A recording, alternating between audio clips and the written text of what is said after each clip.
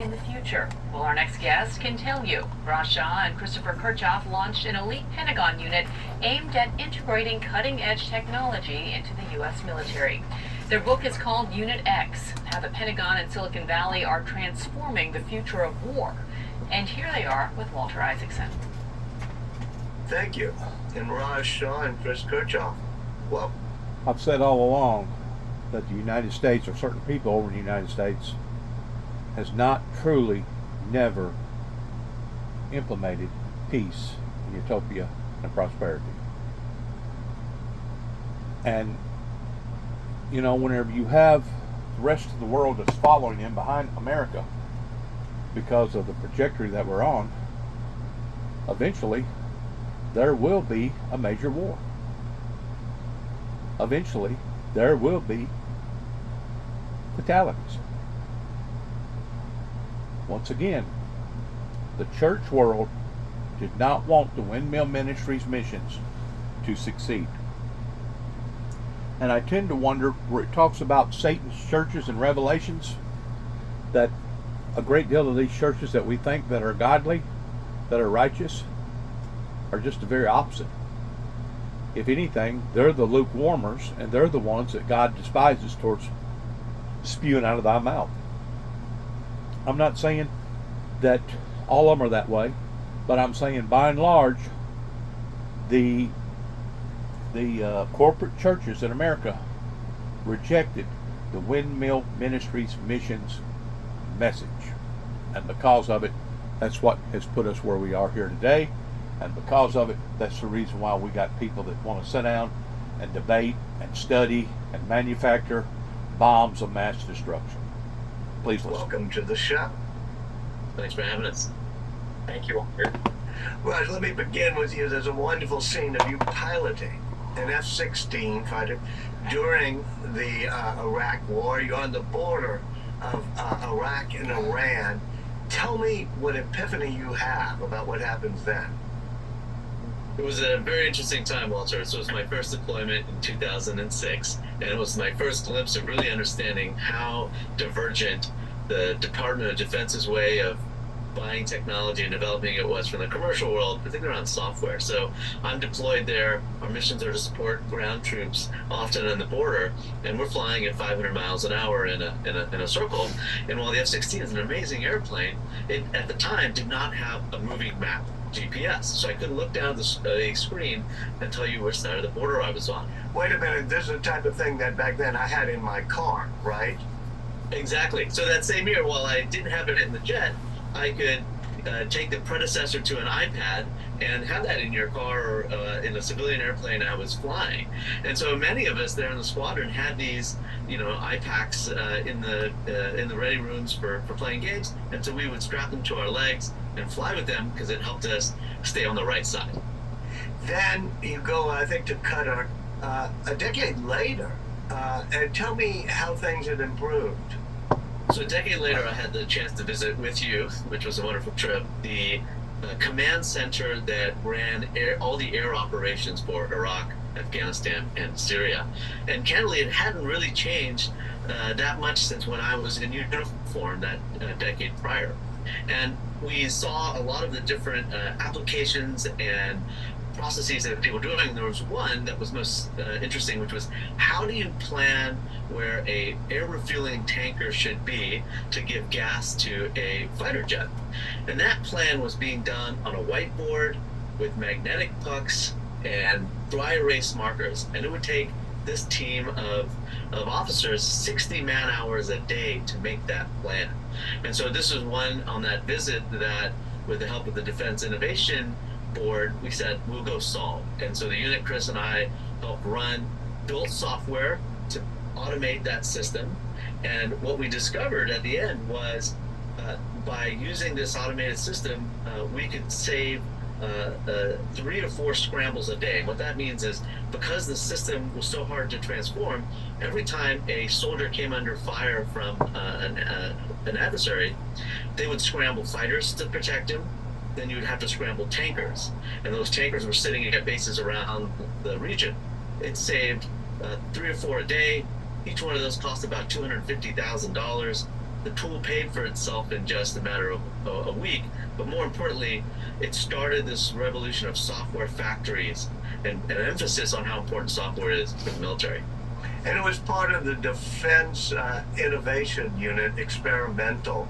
And Chris, you got involved with it as well, not from a military background. Tell me how you got involved and what you thought when you were on these trips with Raj.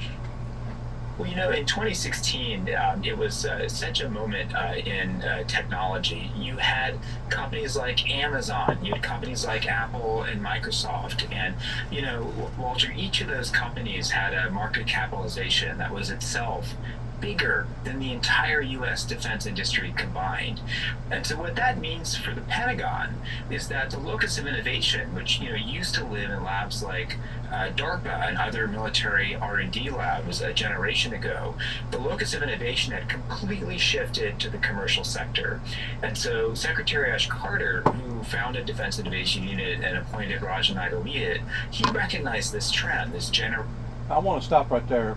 First, I got two things I want to say. First thing I want to say is this. I'm not saying that America should not have a good, strong defense system, because we should, because we do have adversaries at bay, and some of them right here in the United States pertaining to Homeland Security, pertaining to homegrown terrorists. But what I am saying is that so many people have been caught in behind the 8 ball pertaining to technology, and it's as if all this technology has caught up with us all of a sudden just within the past 10 years. And now the United States military is recognizing this and having to divert to other avenues and other traits just to be able to stay ahead of the game.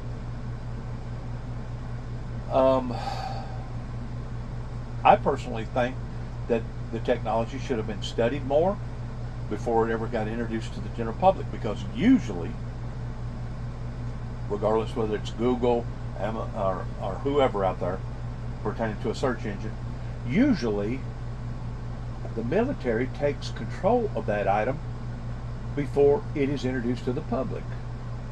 This time it did not get introduced to the military first, and because of it, it put our military in behind the 8 ball towards having to catch up. These are the things that even Ronald Reagan foreseen that was going to take apart, even in the 80s, whenever he was talking about the Star Wars program. There were certain people that already could see where we are today with the technology and laser beam technology. And he knew that for the military to keep accessing the best technology in the world, it would have to become, in his words, a fast follower of the commercial sector. And so Defense Innovation Unit was established to access that whole other technology economy that in 2016 was not doing business with the Department of Defense. Let me read something from the mission that you all had when you were helping to found this unit. Our mission was to disrupt and transform the culture of the largest and possibly most bureaucratic organization in the world by infusing its clogged arteries with the nimble, agile DNA of Silicon Valley. In other words, to hack the Pentagon. First, why were the arteries so clogged? I think these two worlds had just drifted given the advancements of technology. So the systems that the Pentagon had and still have are really good for buying an aircraft carrier, something you're going to keep for 50 years, and you really want to make sure that all the planning and sustainment is done well. But when you think about the advancements of software and how fast it changes, right? Our iPhones get updated on a daily basis. Our systems were not built for that. And the real reason behind that is, if you think back into the 70s and 80s and when we won the Cold War, military and government R&D was the largest source of innovation in the world, right? It would trickle down from that to the commercial world. That's completely flipped because of the huge consumer market for iPhones, for drones, for commercial technology, and so all the great R&D is happening in the private sector. And so our systems needed to be reformed to be able to take advantage of that. But Walter, there's one other really key thing, right? Because at the end of the day, this is a human. These are human endeavors, right? There are people on both sides that need to work together. And so when Secretary Carter came to talk about his desire to build DIU in the Valley, it was the first time a sitting Secretary of Defense had come in 20 years. This was also just after the Edward Snowden revelations of how our intelligence agencies were collecting information, and so there was a massive amount of mistrust, and so that was part of our mission as well, was how do we just bring these worlds together, and so we had to really rebuild relationships. I remember reading in the book, it was so fascinating that Congress becomes a problem for you. You go to the Hill and they say, wait, you're spending this money with these companies in Silicon Valley. Why don't you spend it in Indiana, which is the district So what's the problem with Congress? Does it make it worse, Chris? It was a challenge, Walter. We're not going to say otherwise. In fact, so Secretary Carter flies on an Air Force Two. Some of the most powerful people in Silicon Valley come to our unveiling when Secretary Carter names Raj and I. And 2 days later, we get a phone call from a friend of ours in the Hill that says, I have some news to share. Your budget's been cut. And we said, well, what do you mean? How much has it been cut by? And he said, that's the thing. You've been zeroized. Your entire budget has gone away. Your unit is being shut down by Congress. So our first trip to Washington, it was supposed to be a victory lap. We were supposed to be meeting with the service chiefs, the service secretaries to figure out what their top priorities for us to work on were.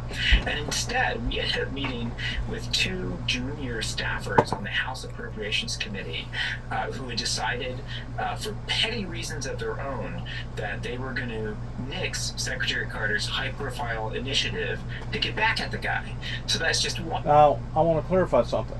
Whenever I talk about Homeland Security pretending to Secret Service that protects diplomats all over the world, especially our own, towards them being basically too lax since the Reagan administration, this is part of the reason why I say that.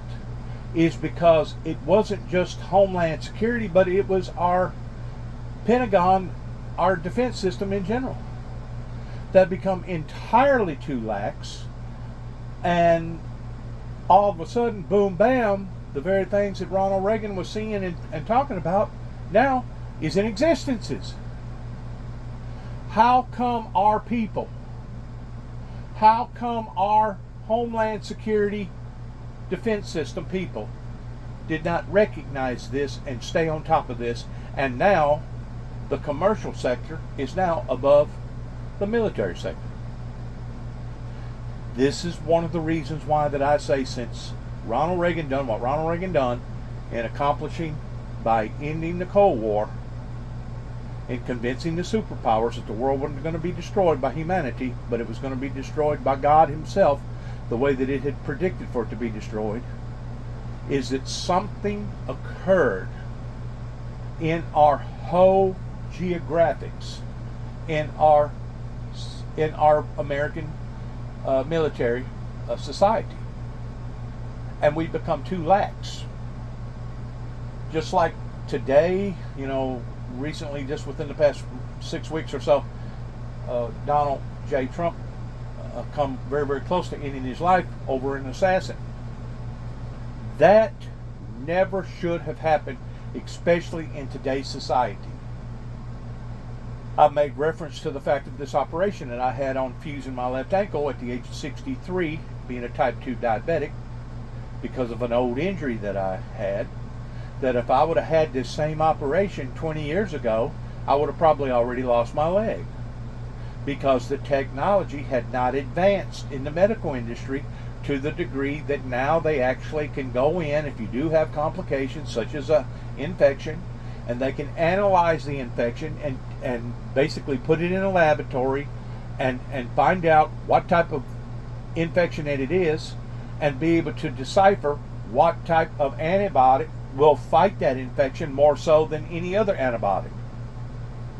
Our medical industry, because of us being able to do what we do in outer space in a weightless environment, has went beyond anything that anybody could have ever imagined, even as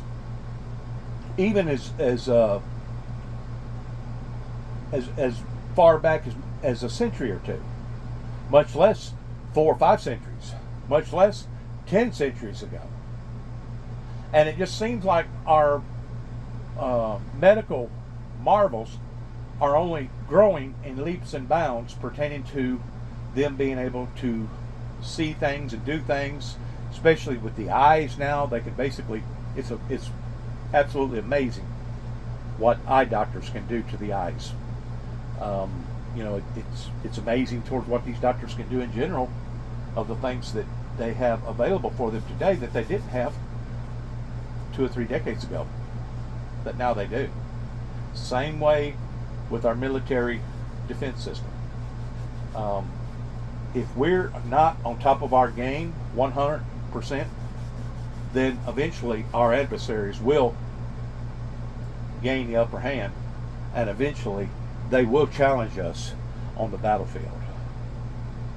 And that battlefield could be just as easily over there in their domain, or it could actually be the battlefield right here in the United States on our domain. I pray to God that don't never occur on either occasion. But if it is provoked to the point that we have to go to war, I just pray to God that we go to war on their domain versus ours, because that could be catastrophic on every level imaginable pertaining to the pain and suffering to the civilian life. I just wanted to clarify one of the reasons why that I've said what I've said about Homeland Security, Secret Service, basically being too lax, that would allow for something like almost occurred of an assassin attempt to Donald J. Trump's life. So that's just one illustration of how much DIU had to cut against the grain, not only with Congress, but also, frankly, with the Department of Defense, many of whom in the department were skeptical that Silicon Valley could actually provide technology that they could rely on in war. Are you worried that too much innovation could lead to humans not being in the chain someday? It's a really interesting debate, Walter, as to where is the line as AI and autonomy continue to grow. And now you're talking about science fiction stuff that at one time we used to declare as it being strictly science fiction. But whenever you get to looking at different ideals, different movies, different concepts, even the movie Terminator, that seed of advancement had to have come from somewhere. Just like you can go back and look at various cartoon things that we had towards outer space, and now we basically have duplicated those things today and are using them. Just like the telephones that we have today, that's similar towards what Star Trek used pertaining to the devices that they had, towards not only being able to communicate with, but also have a weaponry in their own hand. Is that a possibility that could actually occur one day? I don't doubt it. I don't doubt it whatsoever. Now, I don't know if it's going to be in the form of I don't think it's going to be in the form of a bullet, but I think it's going to be possibly in the form of an actual laser, to where you can either put it on stun, or you could put it on something that would actually blow through a metal door or disintegrate 10 or 12, 20 people. That is how far advanced the things are going today, 90 to nothing, in comparison to those ideals that originally started out back in the 50s and the 60s. We need to have top-notch people regarding our safety and security. But at the same time, we need to be upfront towards still hoping for the best while expecting the worst. regarding peace, love, mercy, prosperity,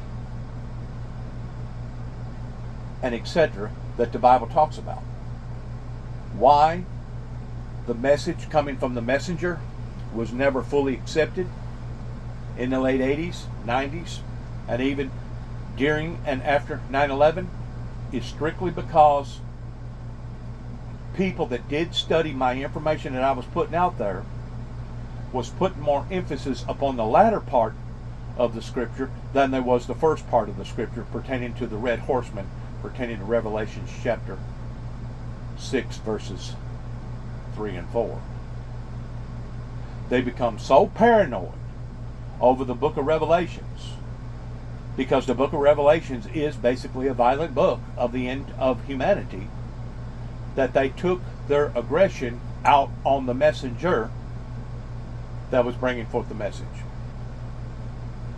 And not only did some of them do that, but a lot of them wasn't going to have it. They wasn't going to listen. There wasn't no way that they was going to take a part in supporting a ministry that was speaking so abruptly about end time events.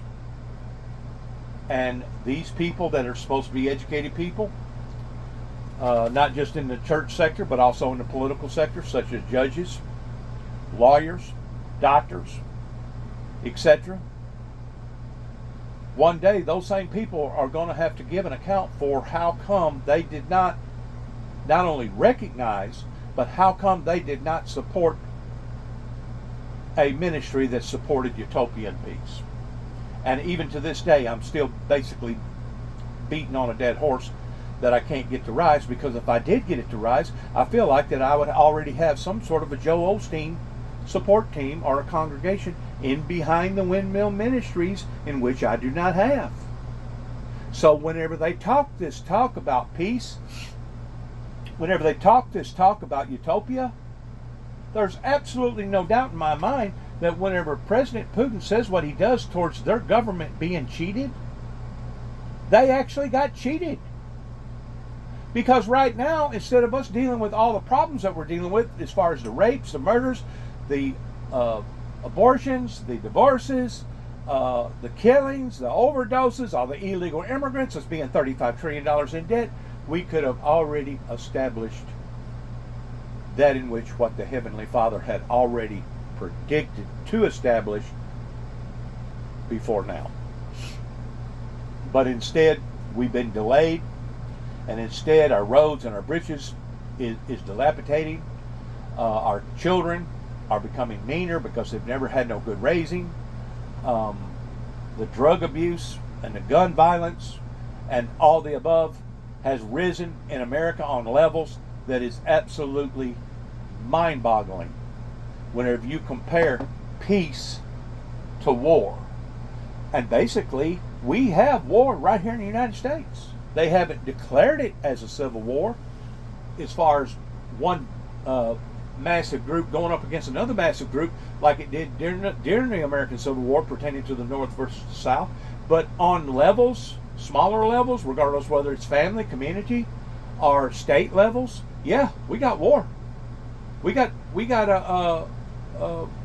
chaos all over America right now because of the delays, because the mouthpiece of the windmill ministries was baffled.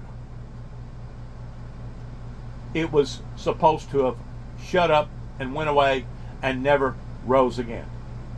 That's what various individuals wanted, and that's what various individuals has got. But yet now they talk out of both sides of their mouth. They talk like the forked tongue that the Native American Indian man used to accuse the white man of, that they speak counterproductive out of their own mouths towards saying one thing but doing just the very opposite. Doing just the very opposite, because you can't tell me that since the 70s that this country has not went basically a whole 360-degree turn in comparison to the way that we used to function versus the way that we're functioning today. People has become more wittier. People has become more dishonest. People don't care. People don't have no morals. People don't think that they're going to have to suffer the consequences for committing the acts of whatever those acts are. And I could go on and on and on in how the movement of the rebellious movement that began in the late 80s has put us where we are today. Now, you can argue that fact all you want, but proof is in the pudding in what I'm talking about. And like I said, how come after Mr. Ronald Reagan accomplished what he accomplished, that he was so passionate about in making sure before he left office that there was going to be a sense of global peace, how come the church world dropped that? It's simply because the devil bamboozled them. The devil blinded them, and the devil convinced them that the things that the Windmill Ministries was talking about was not true. That is exactly the reason why that we're where we are today. The department's been pretty clear that for a life or death decision, there's always a human in the loop. But I think, Audrey, you also highlight a rapid change in how warfare and how we're going to deter war is occurring.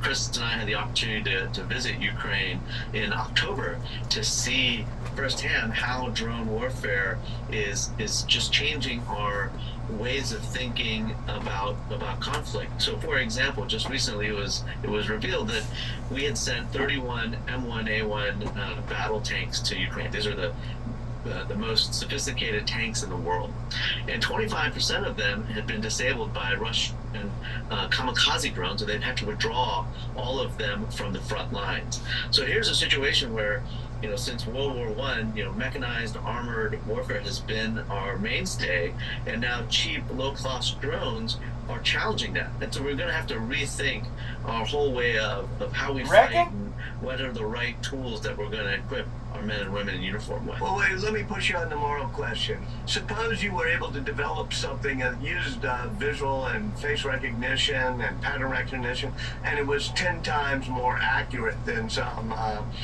human pushing a button. Do you think we should go to all autonomous warfare? These are challenging questions, Walter, that we're going to have to deal with. If you think about it, if autonomy is going to lower collateral damage, if it's going to make us more accurate, those are all good things. So how do we incorporate that yet still have humans ultimately making the decision? And I think, look, the other thing is our adversaries, right? They have a vote in this matter too.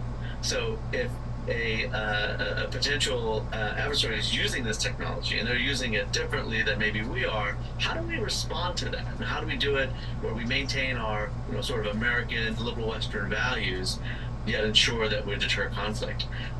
This is something that people that both understand technology as well as understand warfare need to come together. And I think, again, this is where things like the Defense Innovation Unit will have an important role to play. So, Chris, among other things that happened in Ukraine when the war begins is all of our defense satellites, all the commercial satellites, get totally wiped out by the Russians, except for Starlink, by SpaceX. And suddenly you're depending in Ukraine on a private commercial company that does it better. Is that a good or a bad thing, Chris, to have to say, wait, we don't need Boeing and Lockheed to do it. We can contract these things out to nimble companies who can do it better? Well, Walter, it certainly is a thing, and as you write in your biography of Elon Musk, the fact that a company like Starlink, controlled by a single individual, who is now making decisions about who to extend service to and who not to extend service to, is a new reality in the world. And again, this is a part of the shift that Raj and I confronted firsthand of the technology ecosystem meant to service the consumer market just exploding in size. And so increasingly, it's going to be private companies like SpaceX, like Palantir, like the new breed of defense unicorns, Anduril, Capella Space, Shield AI, that are going to be producing really powerful technology that will be central to how the U.S. military defends the country. Wait, let me push back on that, because I read in your book when you have all these grants going out, instead of going to all these startup and venture-backed companies, Most of the grants are going to the big, bloated, old defense contractors doing cost-plus things, like Lockheed and Northrop Grumman. Well, Walter, you're exactly right. You know, the Department of Defense has a long way to go. So at one level, it's made very impressive strides, even in the last 12 months, by elevating the unit we used to serve with, Defense Innovation Unit, to a direct report to the Secretary. Congress enshrined its mission in law. The budget of Defense Innovation Unit is now $1 billion a year, with even more money being spent on it through the Replicator Initiative, the most important initiative started by Secretary Lloyd Austin to develop autonomous swarming drones. So all that is good. But Walter, you are right. If you look at what percentage of the Department of Defense budget is actually going towards new systems rather than legacy systems, it's still a fairly small fraction. And we are at risk as a country, because if we are spending most of our money on things like tanks, which now can be demonstrably defeated by low-cost drones, or for that matter, aircraft carriers, which, as we know, are at increasing risk of being defeated by weapons like hypersonic missiles, we could end up with a military that might not be as survivable in a conflict of the future. And so I think people like Raj and me and other people at Defense Innovation Unit are going to be looking to see how much of the defense budget continues to swing towards this new generation of companies and weapon systems, and how much of it swings away from the traditional weapon systems that for years we have procured. And I'm not going to say that Star Wars got dropped after the Cold War, but it got put on the back burner so far in behind that that's one of the reasons why that we're in behind the eight ball the way that we are towards globalizing world peace. No questions asked about that. So whenever I talk about Homeland Security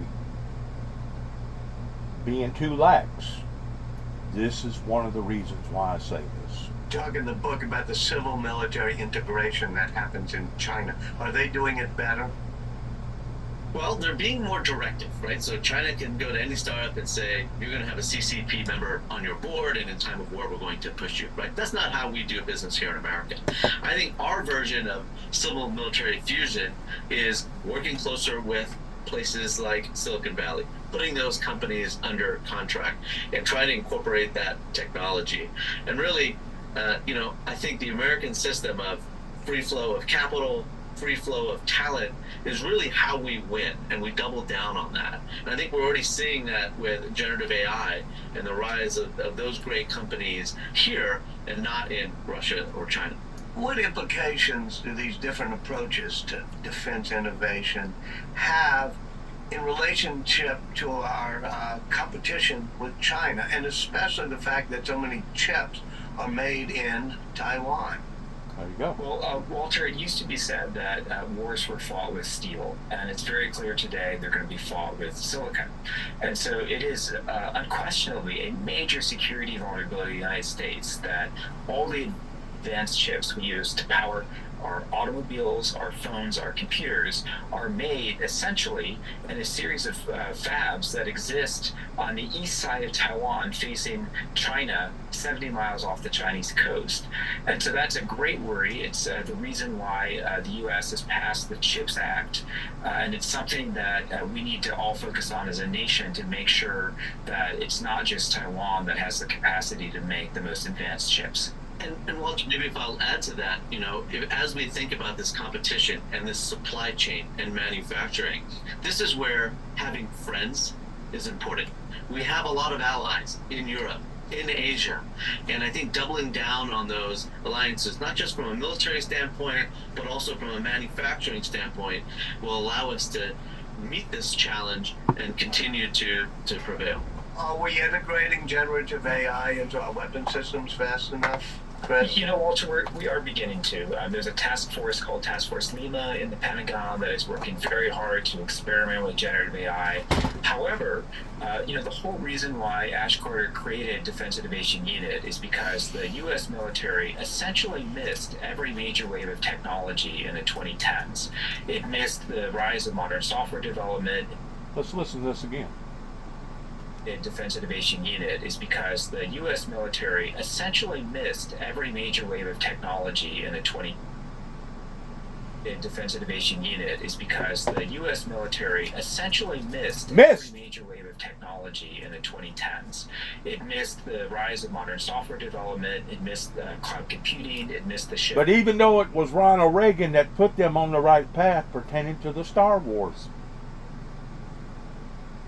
analogy, our theory. So what happened?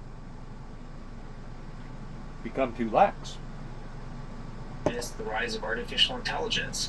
When DIU was in operations, the Department of Defense's computers and cloud computing infrastructure couldn't even run an AI program because they weren't robust enough. So I think we all have to watch very closely at whether the department is going to take generative AI up aggressively. And the reason why they must, Walter, is that this is the one advantage our nation has. It's a lot of people, China, Iran, Russia, can take cheap hardware and build autonomous systems. And in fact, if you look at China's manufacturing base, it's many times the size of the U.S. manufacturing base combined with the European manufacturing base and that of our allies. So what then is going to be our comparative advantage? It's going to be generative AI and integrating that in better and more innovative ways in new weapon systems. Now I'm going to say something that a lot of people's going to laugh at. Going back to Star Wars. Because I was a Star Wars buff, and I probably have watched every sequel that's ever come out. That was one of my assets whenever I got off the school bus, was to sit down and usually drink a cold drink and eat a banana or eat a candy bar and relax just for a little bit, long enough to watch Star Wars. And sometimes Dad would actually come in the house and watch Star Wars with me. And then after Star Wars was over with, it was a golden rule that we got up and we went back out on the farm and done what needed to be done. But there was a sequence in one of the movies of Star Wars to where Captain Kirk knew that he had reached a point of no return of the ship being taken over. Rather than allow for that technology to get into the wrong hands, what did they do? They pressed a button for a timer of the vessel to self-destruct. Whenever all them vessels got left over in Afghanistan, regardless whether it was a jeep, regardless whether it was a tank, regardless whether it was a plane, should have had a self-destructing device on it. That way we wouldn't have left our technology in the hands of our enemies. The same way with all the satellite junk up into space, that some of them satellites gets malfunction and there's really no way of going up there and repairing them. Sometimes you can do repairs and do different things on the ground by going through various back doors and doing different things with the satellite, but by and large, whenever that satellite becomes dormant up there, it's just junk. It's junk. It should be mandatory for every advancement of a satellite that goes up into space that if all else fails, press the button and let it self-destruct in little bitty pieces. That way we don't have to worry about that one bad item colliding into a good item pertaining to a good satellite that's up there. Some of them satellites cost $200 million or better. How come they hadn't done that? How come we can watch movies back in the 60s and the 70s that gave us these ideals, but they still haven't been implemented? How come? Because they was too lax. That's why. Ronald Reagan foreseen the future. This is the reason why Ronald Reagan talked about a space capsule. That what would the world say about the Americans if we was to bury a time capsule in the ground at the White House? Put it in the ground of all the stuff that we know of today, asking all the questions that we know of today, but realizing 100 years from now how far behind that time capsule was actually going to be. And what would the world say about the Americans that didn't stay on top of their game? That did not stay on top of their game. that is probably the most disheartening thing that I can think of that has been a failure to the American people, that I guarantee you right now, certain people up in heaven are shaking their fist at the American land because of how stupid and how lax and how behind that we have become because of this. Shaking their fist or rolling around in their graves.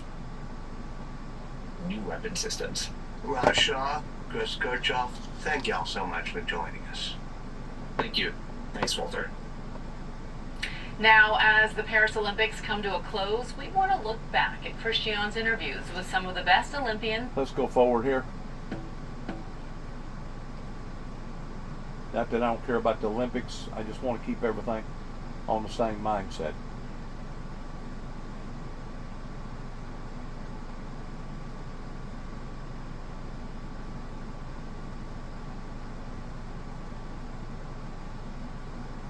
In that plane survived, any of the 68 passengers and the 4 members of the crew. Yeah, he did say we play that for our viewers to listen to. It appears that all on board have died. We don't know. We know, and I was speaking to Mary about this, Jules. We know that this was a domestic flight, but we don't know as of yet have the nationalities of those. Is that correct? Yeah, we don't have that kind of information yet, Isa, and we haven't heard more from the company. We do have a statement from the company that was put out very briefly after that said that, in that region of Vinhedo, that's the name of the city in the state of São Paulo, that the aircraft took from Cascavel. That's one state over, just south of the state of São Paulo, bound for Guarulhos Airport, the largest airport in Brazil, that is the main hub, and that we had 58 passengers and 4 crew members. They said that they used all the means to support the people involved, that there's still no confirmation of how that accident occurred in the situation of the people on board. That's what they're saying. Of course, we heard later from President Lula that we have different information. I'm sure we'll get more in the coming hours. Indeed, and of course for our viewers who are joining, this is a breaking news story in the last few minutes, so they understand we are gathering all the information we can. But before I let you go and you do the news gathering, Julia, in terms of domestic flight, where was it coming? We know it's going to São Paulo. Where was it coming from, roughly the duration of the flight? Do you know that? So Cascavel is not too far. I don't know the exact duration of this flight, but again, it's just one state over. You're going, it shouldn't be a flight that would take multiple hours. But I can't tell you exactly, Isa. I'm sure our experts will be able to give that information soon. But it is, again, it's short, and this seems like the kind of flight that happens, hundreds of times a day in Brazil. Exactly. That's why I was asking you. Stay with us, Jules. Let me go to Mary. And Mary, this is why I was asking Julia Vargas Jones that question, because I would assume this would be a flight that's probably taken, I don't know how many times between states and São Paulo across Brazil, right? Right. It was booked for about an hour and a half, and literally it was about 8 minutes before landing, so it would have already been, in the descent, getting set up for landing, because it was headed into a big airport. And, you can have a stall for many reasons. You can have it for icing, as I said, probably is the condition here. You can have it because your speed has deteriorated for some reason. You are losing, you've lost your speed and airflow over your wings. And of course, the pilots have to react to that, but all airlines train their pilots to react to a stall. There are stall warnings in the cockpit, loud blaring horns will go off when you're experiencing this. So there are lots of reasons that it could fall from the sky like this, but it does look like a classic stall. Recoverable if the pilots are on top of it and have the ability to get the speed up and the nose down. So it's a recoverable situation in most cases, but clearly it was not recovered here. And a stall, Mary, just for kind of layman. All right, let's move on. Looks like the president got killed there of Brazil.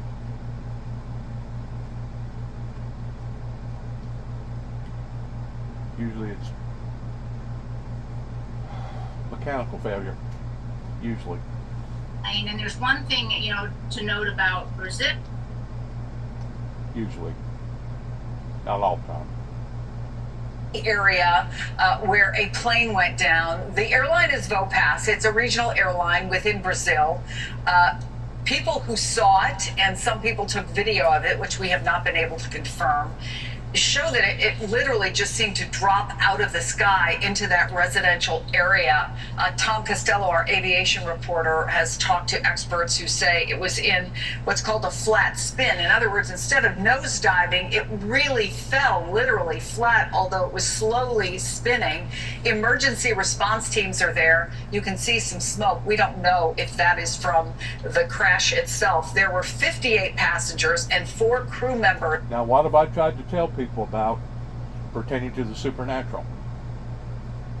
They have advanced systems on your modern day planes. I don't know if all of them got it. I'm pretty sure that they don't. That they've got this warning system that can detect turbulence above the plane that could possibly cause this. But once more, if you're dealing with something that is unforeseeable, if you're dealing with something that is supernatural pertaining to the works of Satan that will come down in great wrath because he knoweth his time is short, that pretty well speaks evidence of the things that I've been talking about pertaining to these airplane flights that out of just nowhere can drop 1,000, 2,000, 3,000 feet out of nowhere. And 4 crew members on board. The cockpit appears to be intact.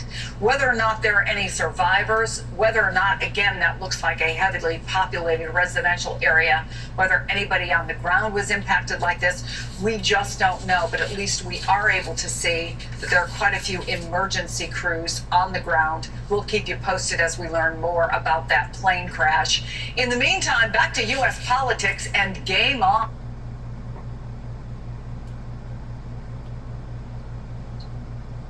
That's right. It drops like, as I said, like a falling leaf. It kind of falls. It wasn't, rolling, for example. It wasn't on its back or anything. But when you lose lift over those wings, that's how it can fall. Now, sometimes it will fall. It can drop just like a rock. Sometimes it will fall. It will do what's called nosing over. And it will, the nose will turn over and go down, but sometimes it literally spins down like a leaf. Yeah, probably spinning out of control, like you're saying. As we have a new video, my producer's talking to me. Let's just have a look at this, Mary. Let's play it. Okay. Look at that, look at that, look at that. Straight down, watch it. Straight down. And Mary, I think that pretty much speaks to what you were talking about in the last few seconds, does it not? That's what you expected, yeah.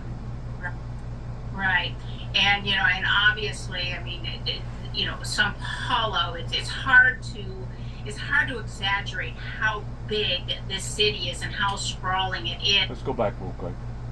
Let's look at this. But when you lose lift over those wings, that's how it can fall. Now, sometimes it will fall. It will do what's called nosing over. And it will, the nose will turn over and go down, but sometimes it literally spins down like a leaf. Yeah, probably spinning out of control, like you're saying. As we have a new video, my producer's talking to me. Let's just have a look at this, Mary. Let's play it.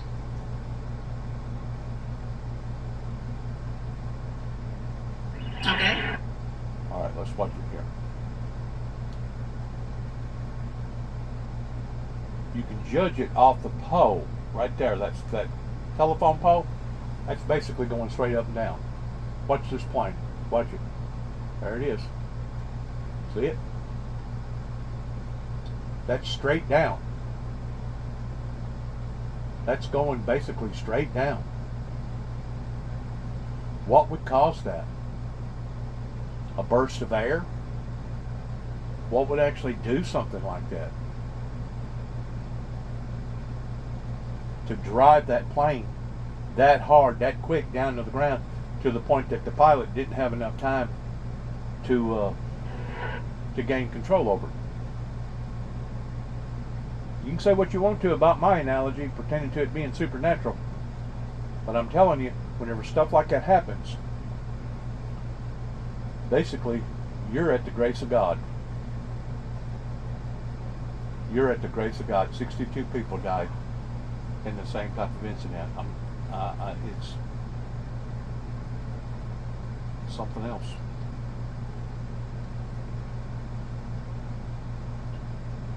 He's got more for us, Peter. Harris promised to schedule one soon, right? Soon-ish, Sandra. It could be another 3 more weeks.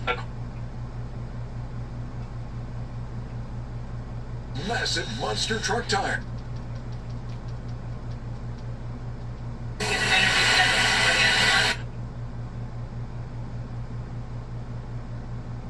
See you soon.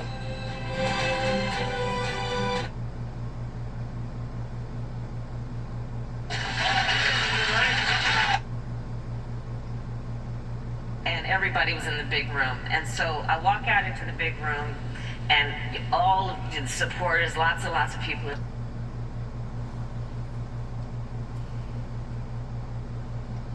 Brian Price from Renewal by Angel.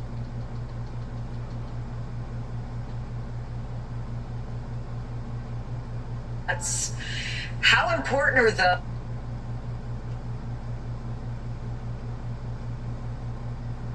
Looking for any potential survivors. Yeah, and I'll get to that in just a moment.